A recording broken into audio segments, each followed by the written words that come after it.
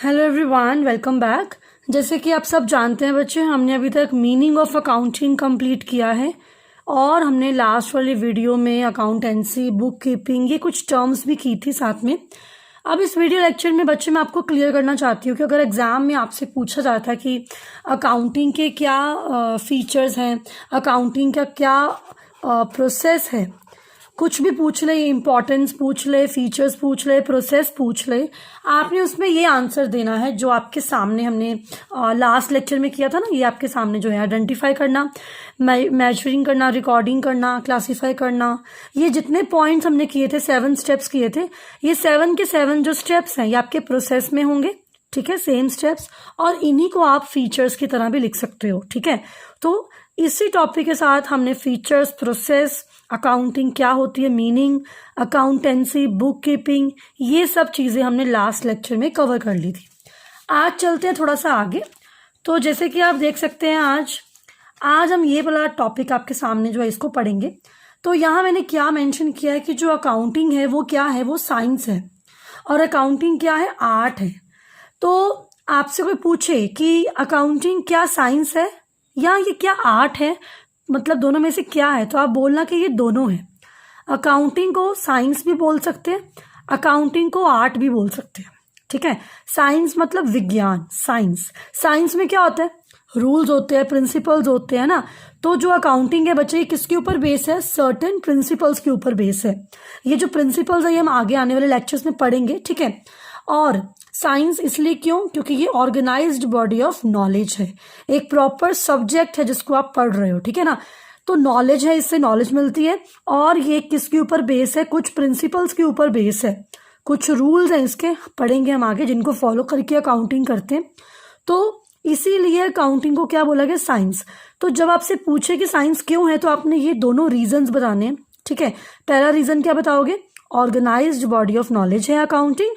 दूसरा रीजन क्या बताओगे कि accounting is based on certain principles. ठीक है, तो ये दो रीजंस हैं जिसकी वजह से अकाउंटिंग को क्या बोला जाता है, साइंस बोला जाता है। ठीक है, अब बात करते हैं कि अकाउंटिंग इज एन आर्ट। अब ये आर्ट कैसे है और क्यों है। देखिए, आर्ट का मतलब क्या होता है, कला। ठीक है, मैं आपको सिंपल बात बताऊं तो अकाउंट्स में अगर हम बात करते हैं, अकाउंटिंग की अगर बात करते हैं, तो इसमें हर चीज को एक्सप्रेस करने के लिए मतलब एक स्पेसिफिक तरीका बना हुआ है। ठीक है, एक फॉर्मेट बना हुआ है, प्रॉपर इसके स्टेप्स हैं, जैसे कि हमने लास्ट लेक्चर में किए थे, आइडेंटिफाई, रिकॉर्डिंग, क्लासीफाई, समराइजिंग। ये सारे जो स्टेप्स हैं ना, ये क्या शो कर रहे हैं, क्या शो कर रहे हैं कि जो आर्ट है, कला है, ये उसको शो कर रहे हैं। अगर आप कम्युनिकेट कर रहे हो, कम्युनिकेशन करने के लिए आप सब जानते हो, एक अलग तरीके का एक आर्ट यूज होता है, कला यूज होती है, कैसे आप कम्युनिकेट करते हो, कैसा आपका तरीका है कम्युनिकेट करने का। रिकॉर्ड कर रहे हैं तो रिकॉर्ड भी कैसे कर रहे हैं, वो मैसी सा नहीं दिखना चाहिए कि गंदा सा लगे देखने में। ठीक है ना, मतलब एक अच्छे यूजफुल तरीके से आप उसको प्रेजेंट करो अच्छे से। सो प्रॉपर हर चीज क्लासीफाई की हो, प्रॉपर समराइज की हो एक एक चीज। तो ये क्या है, ये कला को शो कर रहा है। इससे क्या पता लग रहा है कि अकाउंटिंग क्या है, एक कला है। Accounting is an art. ठीक है, अकाउंट्स में आगे जाके आप देखोगे बहुत जगह पे ये चीज जो है वो साबित हो जाती है कि अकाउंटिंग एक कला है। आपको आगे पता लगेगा जब हम सम्स करेंगे। ठीक है, तो जब आपसे कोई पूछे कि अकाउंटिंग आर्ट क्यों है, उस केस में आपने ये सारे रीजन इसमें देने हैं, क्योंकि इसमें क्या इन्वॉल्व होता है, वो जो 7 स्टेप्स हमने किए थे वो सारे के सारे स्टेप्स अकाउंटिंग में इन्वॉल्व होते हैं, जिनको करने के लिए क्या लगता है, एक स्किल लगता है, एक टैलेंट लगता है, कला यूज होती है। इसीलिए यहाँ पे अकाउंटिंग को क्या बोला जाता है, आर्ट बोला जाता है। तो अकाउंटिंग क्या है, accounting is both art as well as an science. इस तरीके से आपने इसको डिस्क्राइब करना है। उसके बाद नेक्स्ट टॉपिक आता है, छोटा सा टॉपिक है कि branches of accounting. So basically 3 branches of accounting. ठीक है, कौन कौन सी, फाइनेंशियल अकाउंटिंग, कॉस्ट अकाउंटिंग और मैनेजमेंट अकाउंटिंग। इसके अलावा भी होती है ह्यूमन रिसोर्स अकाउंटिंग भी होती है, जिसमें सोशल कॉस्ट का कॉन्सेप्ट आता है। लेकिन चलो अभी हमने जो हमारे सिलेबस में वो ये 3 टाइप्स हमने करनी है, ये 3 ब्रांचेस करनी है। इसका मतलब क्या है कि अकाउंटिंग के अंदर कौन कौन से ब्रांचेस आ रही हैं, कौन कौन से हिस्से आ रहे हैं जो अकाउंटिंग के ही हिस्से हैं। फाइनेंशियल अकाउंटिंग अकाउंटिंग का ही पार्ट है, कॉस्ट अकाउंटिंग अकाउंटिंग का पार्ट है, इस तरीके से। तो चलिए देखते हैं सबसे पहले फाइनेंशियल अकाउंटिंग में क्या आता है। तो फाइनेंशियल अकाउंटिंग का मतलब क्या है, इसमें आप क्या रिकॉर्ड करोगे, फाइनेंशियल ट्रांजेक्शन्स को रिकॉर्ड करोगे, ठीक है। जितनी भी फाइनेंस से रिलेटेड आप ट्रांजेक्शन्स कर रहे हो बिजनेस के अंदर, उन सब की जो अकाउंटिंग करनी होती है वो किसके अंदर करनी होती है, फाइनेंशियल अकाउंटिंग के अंदर। और बच्चे ये वाली जो अकाउंटिंग है इसके अंदर आप प्राइमरी रिकॉर्डिंग भी करते हो, सेकेंडरी रिकॉर्डिंग भी करते हो। जैसे प्राइमरी सेकेंडरी का मतलब लाइक आप बनाते हो जनरल बनाते हो, ट्रायल बैलेंस बनाते हो, P&L अकाउंट बनाते हो, बैलेंस शीट बनाते हो, ये सब चीज़ें आपने करनी है। सो +1 के अंदर जो आप अकाउंट्स पढ़ रहे हो ये कौन सी अकाउंटिंग के अंदर आता है, फाइनेंशियल अकाउंटिंग के अंदर आता है। इसीलिए आपने ये सारी चीज़ें +1 के अकाउंट्स में कवर करनी है, ठीक है। इसके बाद जब हम बात करते हैं कॉस्ट अकाउंटिंग की, तो कॉस्ट अकाउंटिंग देखो नाम से ही पता लग रहा है कॉस्ट। सो बेसिकली जब हम कॉस्ट को कंट्रोल करते हैं ना, ठीक है, जैसे हम कोई मैन्युफैक्चरिंग कर रहे हैं, गुड्स बना रहे हैं, उनकी जो कॉस्ट है उसको हमने मिनिमाइज करना होता है, उसको कंट्रोल करना कि क्वालिटी भी डाउन ना जाए, ठीक है, और जो कॉस्ट है वो भी थोड़ी कम रहे, ठीक है। कि मार्केट में लाइक कोई भी चीज़ अगर आप बना रहे हो उसको बेचना है, तो जब आपने उसको बेचना ना, तो अगर कॉस्ट ज़्यादा होगी तो आपको नुकसान होगा, ठीक है ना। तो कॉस्ट को कम रखना है, ठीक है, क्योंकि देखो कॉस्ट ज़्यादा होती है फिर क्या होता है, प्राइस ज़्यादा हो जाते हैं, ठीक है। तो यहाँ पे आपको ठीक करना पड़ेगा कि आपको कॉस्ट जो है वो कम करने की कोशिश करनी है, और इतनी कम करनी है कि क्वालिटी जो है उसके साथ कोई प्रॉब्लम ना हो, क्वालिटी डाउन नहीं जानी चाहिए। तो ये सब जो मैटर्स हैं रिगार्डिंग कॉस्ट कंट्रोलिंग, ये किसके अंदर कवर होते हैं, कॉस्ट अकाउंटिंग के अंदर कवर होते हैं, ठीक है ना। तो इसके अंदर हम एक्सरसाइज करते हैं कि कैसे हमने कंट्रोल करना है कॉस्ट को। इसके बाद आता है मैनेजमेंट अकाउंटिंग। मैनेजमेंट अकाउंटिंग का मतलब क्या है, कंपनी है, बिजनेस है आपका जो भी है ना, उसको कंट्रोल करना है, उसको मैनेज करना है। एंड मैनेज करने के लिए बहुत जो होता है ना, अलग अलग तरह के आपको डिसीजंस लेने पड़ते हैं मैनेजमेंट में, ठीक है ना, कि क्या फंड्स आएंगे, कितना इनफ्लो, कितना आउटफ्लो, कितनी कॉस्ट, कितने प्रॉफिट्स, कब ज़्यादा कब कम, ये सब डिसीजंस लेने पड़ते हैं इनको यूज़ करके। सो ये सब चीज़ें किसके अंदर पढ़ते हैं, मैनेजमेंट अकाउंटिंग के अंदर पढ़ते हैं, ठीक है ना। मतलब कहाँ पैसा लगाना है आप कह सकते हो, कहाँ से पैसा आएगा, सो ये सब चीज़ें इसके अंदर कवर होती है। सो ये 3 ब्रांचेज हैं जो हमने पढ़नी है। आई होप आपको समझ में आया होगा, ठीक है। एक बार अपने बुक से इसको रीड कर लेना, जस्ट जो मेन चीज़ें मैं आपको वो बता रही हूँ इस वीडियो में, ठीक है, कि इसके अंदर है क्या। अब इसके बाद जो नेक्स्ट टॉपिक हम कवर करेंगे वो करेंगे ऑब्जेक्टिव्स का, objectives of accounting. Why we do accounting, क्यों करनी है अकाउंटिंग, क्या ज़रूरत है बच्चे हमें अकाउंटिंग करने की। अगर मैं सिंपल बात करूँ, इसको छोड़ दो, वैसे बात करूँ तो क्यों अकाउंटिंग कर रहे हैं, प्रॉपर रिकॉर्ड्स को मेंटेन करने के लिए, है ना, रिकॉर्डिंग करने के लिए।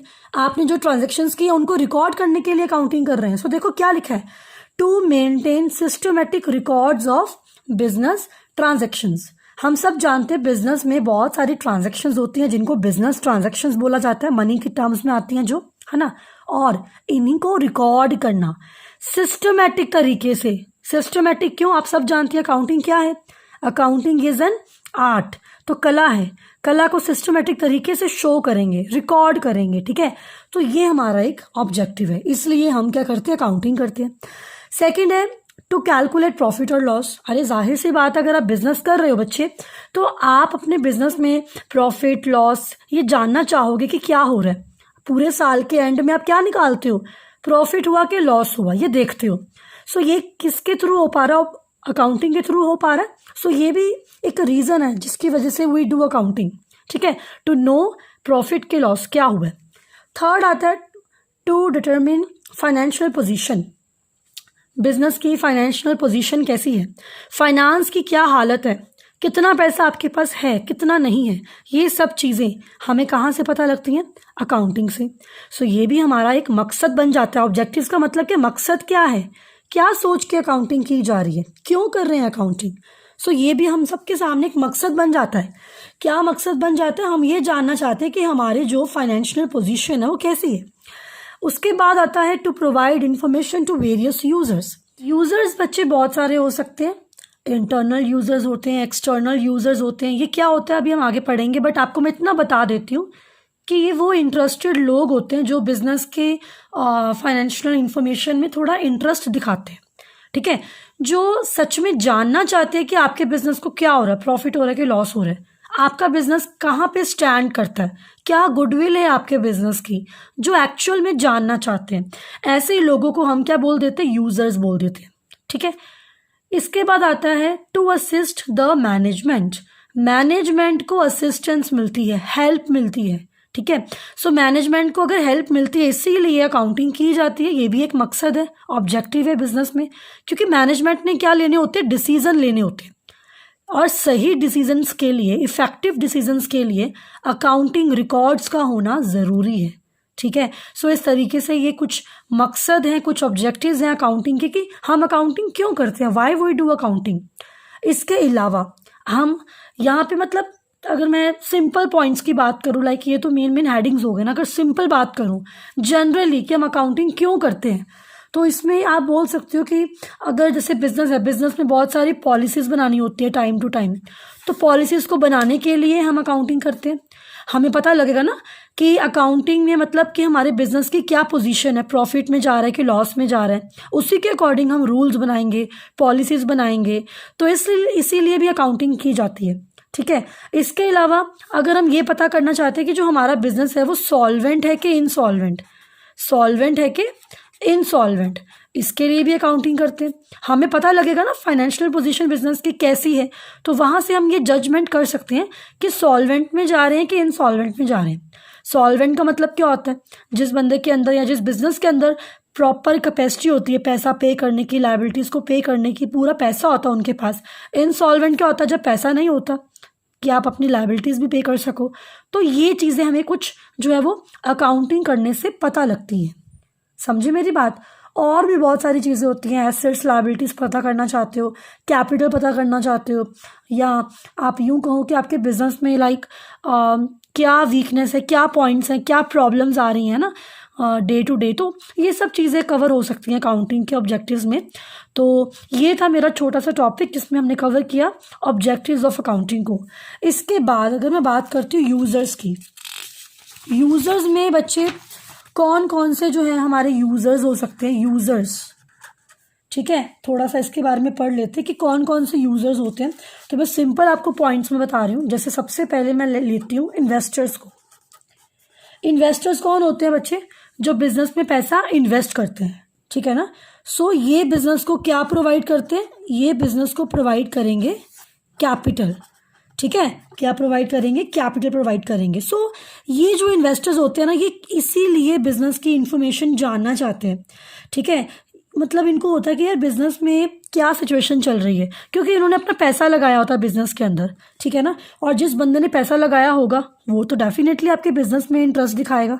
इसी वजह से जो इन्वेस्टर्स होते हैं वो बिजनेस में इंटरेस्ट अपना शो करते हैं। ठीक है, वो ये देखते हैं कि हमने अपनी इन्वेस्टमेंट को कब बेचना है, कब खरीदना है, कब अपने पास रखना है, मतलब कब होल्ड करना है, कब सेल करना है, कब परचेज करना है। तो ये कुछ चीज़ें होती हैं छोटी छोटी जो ये इन्वेस्टर्स जानना चाहते हैं, इसीलिए वो अकाउंटिंग इन्फॉर्मेशन को देखते रहते हैं और इसको इंटरेस्टेड पार्टीज में हम लेते हैं। ठीक है, सेकंड जो यूज़र हो सकते हैं वो हो सकते हैं एम्प्लॉयज़।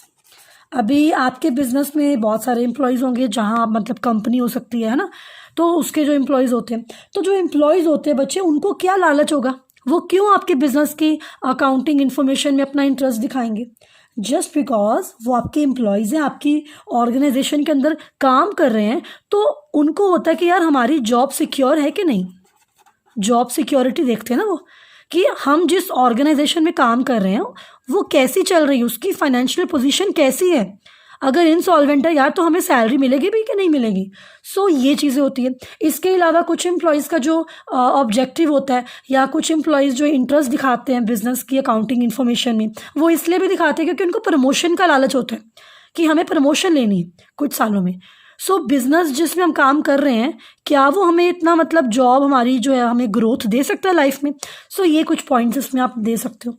इसके बाद लैंडर्स आते हैं। ये कौन होते हैं, जो बिजनेस को क्या देते हैं, पैसा देते हैं। ठीक है, और बिजनेस इसको विद इंटरेस्ट प्रिंसिपल अमाउंट इनकी जो वापस करते हैं।